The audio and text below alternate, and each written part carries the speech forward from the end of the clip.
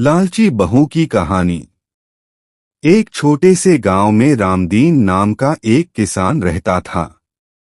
वह सीधा सादा और मेहनती आदमी था।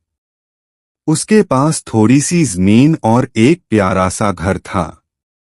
रामदीन की एक ही संतान थी, उसका बेटा गोपाल। जब गोपाल बड़ा हुआ तो उसकी शादी पास के गांव की एक सुंदर लड़की राधा से कर दी गई। शादी के शुरुआती दिन बहुत अच्छे बीते। राधा सबका आदर करती, घर का काम करती और रामदीन व उसकी पत्नी को बहुत खुश रखती।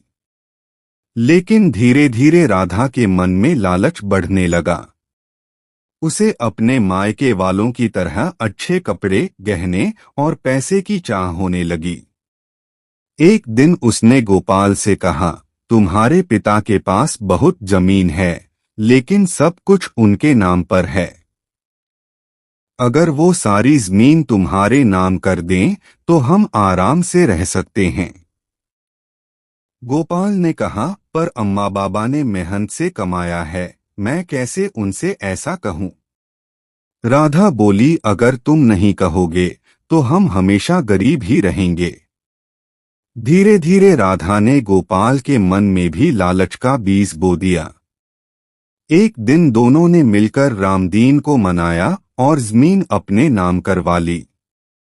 रामदीन ने सोचा, बेटा है, अपने ही काम आएगा, और सारा संपत्ति पत्र गोपाल के नाम कर दिया। कुछ महीनों बाद राधा का असली चेहरा सामने आया।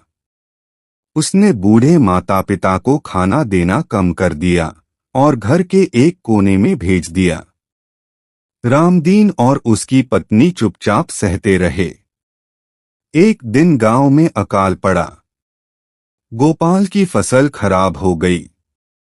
पैसे खत्म होने लगे और जिन रिश्तेदारों से राधा दिखावा करती थी, सब दूर हो गए।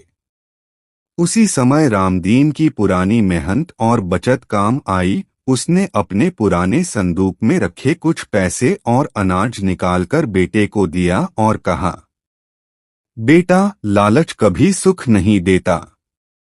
मेहनत और ईमानदारी से जीना ही सच्ची दौलत है। राधा की आंखों से आंसू बहने लगे। उसे अपनी गलती का एहसास हुआ। उसने सास-ससुर के पैर पकड़े और कहा, मुझे माफ कर दीजिए, मैंने लालच में अंधी होकर बहुत बड़ा पाप किया। रामदीन मुस्कराए और बोले, बेटी, गलती हर इंसान से होती है, पर जो अपनी गलती मान ले वही सच्चा इंसान है। उस दिन के बाद राधा बदल गई। वह फिर से सेवा भाव से सबका ध्यान रखने लगी। घर में फिर से खुशहाली लौट आई। सीख, लालच इंसान को अंधा बना देता है। जो दूसरों का सम्मान करता है वही जीवन में सच्ची शांति पाता है। मेहनत से कमाया हुआ धन ही स्थायी सुख देता है।